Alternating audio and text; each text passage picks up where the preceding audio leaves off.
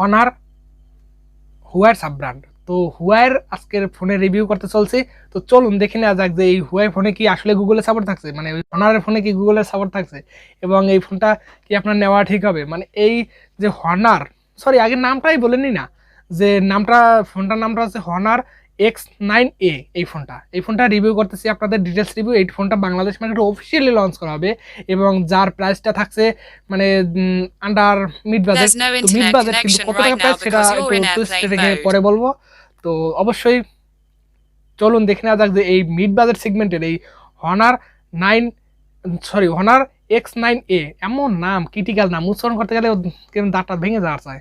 তো এই ফোনটা কিন্তু যথেষ্ট ভালো মানের কনফিগারেশন দিয়ে লঞ্চ করা হবে এবং আপনার এখানে কিন্তু গুগলের সাপোর্ট থাকছে এবং ইউটিউব, প্লে স্টোর, মানে গুগলের সকল ধরনের জিপিএস সকল কিছুর সাপোর্ট থাকছে। কারণ কি?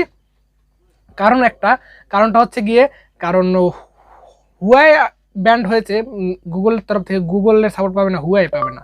কিন্তু হনার তো হুয়ার সাব ব্র্যান্ড, তো হনার পাচ্ছে, তো হনারের হাত ধরে ধরে গুটি গুটি পায় হুয়াই কিন্তু আসতে চলছে। তো এই হুয়াইয়ের ফোনের মানে হুয়াই আর ওই হনার একই। তো এই হুয়াই হনার X9a এই ফোনটার ডিটেলস রিভিউ দেবো আপনাদের সামনে। তো আমি অনুপম আর আপনারা দেখছেন ABTechnews। তাহলে অবশ্যই ভিডিওটাতে একটা লাইক দিবেন এবং চ্যানেলে যদি নতুন হয়ে থাকেন তাহলে অবশ্যই সাবস্ক্রাইব করে দেবেন। আর ইতিমধ্যে যারা সাবস্ক্রাইব করে ফেলেছেন তাদেরকে অসংখ্য ধন্যবাদ, আর যারা এখন সাবস্ক্রাইব করছেন তাদেরকে অসংখ্য ধন্যবাদ। তো কেউ রাগ করবেন না। চলুন এই যে হুয়াই হনার X9a এই ফোনটাতে কি থাকছে এবং মানে কবে কি লঞ্চ করা হবে ডিটেলসে আমি আপনাদের জানাবো। তো এই ফোনটা বডি ফ্রেমের থেকে আপনাদেরকে ধারণা দিচ্ছি। এখানে তো থাকছে আপনার 7.9 মিলিমিটারের থিকনেস এবং 175 গ্রাম ওজন। কীভাবে সম্ভব? 7.9 মিলিমিটার হইলে আপনার এখানে তো 80 গ্রামের উপরে যাবে, 81-82 গ্রাম ওজন হওয়ার কথা, কিন্তু এখানে 175 গ্রাম ওজন। তো কীভাবে কি করছে হুয়াই জানি না। তো চলুন দেখে না যাক। এখানে টুইস্ট আছে, একদম পাতলা আপনার, এবং ডিসপ্লেটাও আপনার কার্ভ ডিসপ্লে, সুপার অ্যামোলেড। তো তার জন্য এরকম। তো আগে বলে নিলে স্পেসিফিকেশনটা কেমন লাগে, খারাপ লাগবে তো অবশ্যই। তো এখানে থাকছে আপনার ডিসপ্লেতে আপনার অ্যামোলেড টাচ স্ক্রিন, যেটা 120 হার্জ রিফ্রেশ, 800 নিটসের HBM ব্রাইটনেসের এবং আপনার 6.7 ইঞ্চির একটি 1024 পিক্সেলের 20:9 অ্যাসপেক্ট রেশিও 395 পিপি ডেনসিটি ডিসপ্লে, যেটা যথেষ্ট ভালো মানের ডিসপ্লে। 120 হার্জের অ্যামোলেড ডিসপ্লে, বাজেট সেগমেন্টে আসানোর বেস্ট ডিসপ্লে। এবং এখানে রয়েছে একটা টুইস্ট, যেটা আপনার এর স্ক্রিন টু বডি রেশিও হচ্ছে 89.9%, মানে এটা কার্ভ ডিসপ্লে। তো কার্ভ ডিসপ্লে থাকছে আপনার এই বাজেটে। তো এই বাজেটে বলতে আমি আপনার বাজেটটাই ধারণা দিয়ে দিই। এটার বাজেট হতে পারে যে 35-36 হাজার টাকা বাজেট হইতে পারে এই ফোনটার, 35-36 হাজার টাকা বাজেট।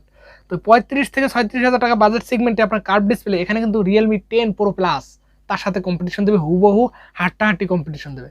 তো সেখানে কিন্তু ক্যামেরা সেন্সার থাকছে 108 মেগাপিক্সেল বুঝি। তো এই 108 মেগাপিক্সেলের ক্যামেরা সেন্সার এখানে কি থাকছে, তো কম্প্যারিজন করতেছি না, তার একটু ধারণা দিয়ে দিচ্ছি। তো চলুন দেখি না যাক যে এই ফোনটার ডিসপ্লে তো ভালো ডিসপ্লে, ওভারঅল বেস্ট ডিসপ্লে। তবে এই ফোনটার যে ডিসপ্লের যে ব্রাইটনেস, তো সেইখানে একটু কম থাকছে, কারণ এখানে থাকছে 800 নিটস মানে HBM ব্রাইটনেস, যেখানে অন্তত 1000 নিটস প্লাস 1200 নিটস পিক ব্রাইটনেসটা হলে ভালো হতো।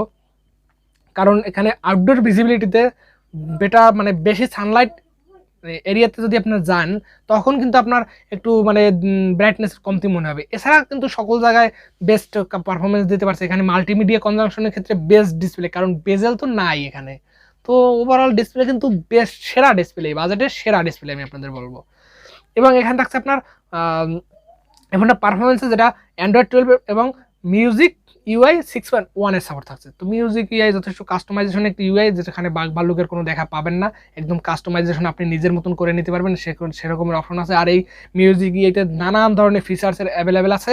তো অনায়াসে আপনারা একটা ভালো UI পাচ্ছেন, যেটা স্যামসাংয়ের UI তো ভালো UI, তো সেখানে মিউজিক UI কিন্তু খারাপ না, যথেষ্ট স্টেবল একটা ভালো UI। তো অনায়াসে আপনার UI ভরসা করে নিতে পারেন। এছাড়া এর আমার থেকে আপনারা ভালো করে জানেন যে হুয়াই ফোনের ইউজার এক্সপিরিয়েন্স কেমন হবে। এটা যদি আমার বলে দিতে হয় আপনাদের, তো কি থাকলো আর হুয়াই ব্র্যান্ড ভ্যালু। তো হুয়াই কিন্তু কেন আপনার ব্র্যান্ড হয়েছে সেটা আপনারা জানেন। তো এইসব বিষয় নিয়ে আমি আপনাদের সামনে আলোচনা করব না। তো চলুন দেখি না যাকে যে এর চিপসেট হিসেবে কি থাকছে। এর চিপসেট হিসেবে থাকছে Qualcomm Snapdragon-এর আপনার 695 একটি 5G চিপসেট, যেটা 6 ন্যানোমিটার আর্কিটেকচারের উপর বিল্ড করা। আর এই প্রসেসরটা আপনার প্রায় 78 জির কাছাকাছি অন্তত বেঞ্চমার্ক স্কোর দিয়ে থাকে, যেটা যথেষ্ট ভালো মানের। 4 লাখ 30,000-এর মতন এর অন্তত বেঞ্চমার্ক করে, যথেষ্ট ভালো মানের। আর 5G প্রসেসর তো অনায়াসে আপনারা নো ডাউট এই ফোনটার প্রসেসরটা মানে এখানে এই যদি দেখেন যে অপোর মতন ব্র্যান্ড G99 প্রসেসর দিচ্ছে, তো সেই বাজেটে যদি আপনার সকল কিছু চাহিদা পূরণ করে দেয় তো কি আর বলার।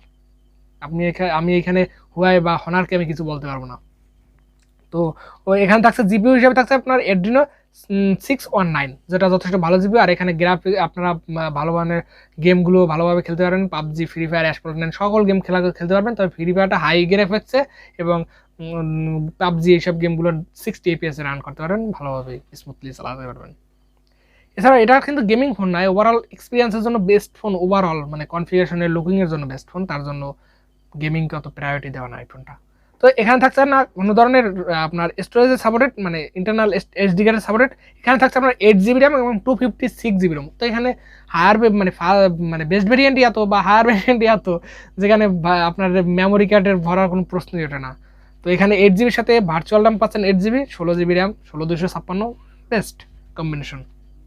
তো চলুন দেখে নেওয়া যাক এর ক্যামেরাতে কি থাকছে। আমি তো বললাম যে ক্যামেরা হুয়াই ফোনের নাকি ক্যামেরা ভালো হয়, তো ক্যামেরা সেন্সর কেমন কি দিয়েছে তো চলুন দেখে নেওয়া যাক। এখানে 64 মেগাপিক্সেলের মেইন সেন্সর, যেটা ডুয়েল পিডিএফ সেন্সর। আর এখানে থাকছে 5 মেগাপিক্সেল আলট্রাওয়াইড সেন্সর, 2 মেগাপিক্সেলের ম্যাক্রো সেন্সর। তো এই 64 মেগাপিক্সেলের সেন্সরটা যথেষ্ট ভালো মানের পিকচার দিয়ে থাকে এই বাজেট সেগমেন্টে।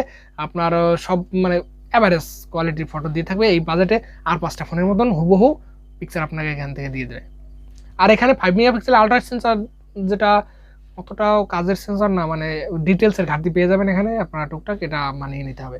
এছাড়াও 2 মেগাপিক্সেলের ম্যাক্রো সেন্সর, এটা তো আপনারা ভালো ভালো মানের পিকচার ক্যাপচার করতে পারবেন, ম্যাক্রো ফটোগ্রাফি।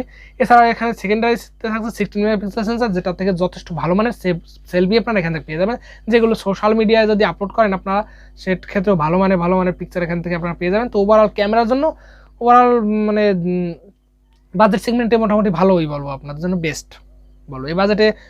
আর 5টা ফোনে দেখুন তার থেকে কম নাকি, আপনারা কম্পেয়ার ভিডিও দেখতে পারেন। তো কম্পেয়ার ভিডিও দেখে নিতে পারেন যে এই ফোনটার ক্যামেরা খারাপ নাকি। ফোনটার ক্যামেরা যথেষ্ট ভালো মানের, হুয়াইয়ের ক্যামেরা অ্যালগরিদম যথেষ্ট ভালো। এছাড়া এখানে থাকছে ডুয়েল স্টোরি স্পিকার সাপোর্টেড, থাকছে না 3mm জ্যাকের সাপোর্ট, এবং আপনার এখানে থাকছে ব্লুটুথ 5.1 এর সাপোর্টেড, ওয়াইফাই 6 এর সাপোর্টেড, ডুয়েল ব্যান্ড হটস্পটের সাপোর্টেড, এবং GPS, NFC, USB type C port আর ব্লাস্টার। তো সকল কিছু সাপোর্ট থাকছে। আর এর যে ক্যামেরা সার্কেলটা, বাই দ্য ওয়ে ক্যামেরা সার্কেলটার কথা বলতে বলে গেছি, এর রিং ক্যামেরা সার্কেল এইটা কেমন লাগলো অবশ্যই কমেন্ট করে জানাবেন। এর রিং ক্যামেরা সার্কেল আমার তো যথেষ্ট ভালো লেগেছে, একটা নস্টালজিয়া ভাব দিয়েছে। তো নস্টালজিয়ার ফোন হুয়াই কোথাও এই যে নস্টালজিয়ার কথা মনে পড়িয়ে দিচ্ছে, যে যথেষ্ট মানে ভালো একটা লুকিং, আমার কাছে অবশ্য ভালো লাগলো, নস্টালজিয়ার একটা ভাব আছে, তো যথেষ্ট ভালো মানেরই। এছাড়াও এখানে থাকছে ফিঙ্গারপ্রিন্ট সেন্সর, যেটা in display optical fingerprint sensor. আর যার সাথে থাকছে আপনার gyro sensor, proximity sensor, compass sensor. তো সকল ধরনের সেন্সর থাকছে, আপনার গেমিং এখানে মানে খেলতে পারবেন, সমস্যা নাই। তো এর ফিঙ্গারপ্রিন্ট সেন্সরটা যথেষ্ট নিচে রাখা হয়েছে, আমি যেটা রিভিউ দেখেছি, চায়নার রিভিউ দেখেছি, সেখানে নিচে রাখা হয়েছে, যেটা ঠিকঠাক পজিশন মনে হয়নি, আর একটু উপরে দেওয়া উচিত ছিল এই আর কি। এছাড়াও এখানে থাকছে ফেস আনলকের সাপোর্ট। এছাড়াও এই ফোনটাকে পাওয়ার ব্যাকআপ করার জন্য রয়েছে নন রিমুভেবল লিথিয়াম পলিমার একটি 5100 mAh ব্যাটারি, আর যার সাথে থাকছে 40 ওয়াট একটি ফাস্ট চার্জার। আর এই ফোনটাকে চার্জ করতে লাগবে 1 ঘন্টার মতন সময়। 1 ঘন্টার সময়ে 5100 mAh ব্যাটারিকে 40 ওয়াটের চার্জার দিয়ে চার্জ করতে যদি 1 ঘন্টার সময় লাগে, তো সেটা খারাপ না, 1 ঘন্টা কম লাগবে, 50 মিনিটের মতন। তো কেমন লাগলো এটা কমেন্ট করে জানাবেন। এছাড়া এর কালার হিসেবে কি থাকছে, এই ফোনটাতে কালার থাকছে আপনার silver, green, black, midnight black থাকছে এখানে কিন্তু। তো যথেষ্ট ভালো মানের কালার কম্বিনেশন থাকছে। তো ওভারঅল কিন্তু যদি দেখেন যে আপনাদের জন্য এখানে একটা মানে বেস্ট প্যাকেজ বলতে পারি আমি, আপনাদের জন্য কার্ভ ডিসপ্লে রয়েছে, ক্যামেরা ভালো রয়েছে, স্টোরেজ সেগমেন্ট ভালো রয়েছে, প্রসেসরটা ভালো রয়েছে বললেই চলে। তো ওভারঅল কিন্তু একটি বেস্ট প্যাকেজ আপনাদের জন্য বলতে পারি।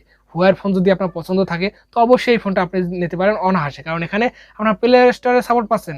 হনারের ফোন হলেও হুয়াই ছবি তার পিছনে আছে, হাত আছে তার হুয়ে, তো অনায়াসে আপনারা নো ডাউট হুয়ার ফোনই মনে করে আপনারা এই ফোনটা নিতে পারেন। হনার আপনার আবার নামটা দেখতে হবে, হনার X9a এই ফোনটা। তো আমার যথেষ্ট ভালো লাগলো, এবং আপনাদের কেমন লাগলো অবশ্যই কমেন্ট করে জানাবেন। এবং নেক্সটে কোন ফোনের রিভিউ দেখতে চান বা কি নিয়ে ভিডিও দেখতে চান তো সেটাও কমেন্ট করে জানাবেন। এবং ভিডিওতে যদি কোথাও কোনো ভুল ত্রুটি হয় অবশ্যই ক্ষমা সুন্দর দৃষ্টিতে দেখবেন, এবং আমি যদি কিছু বলতে ভুলে থাকি তো সেটাও কমেন্ট করে জানাবেন। আর এই ফোনটা বাংলাদেশ মার্কেটে লঞ্চ হবে, যেটা আপনার জানুয়ারির 6 তারিখে অফিসিয়ালি জানানো। ভালো থাকবেন, সুস্থ থাকবেন, দেখা হচ্ছে নেক্সট ভিডিও।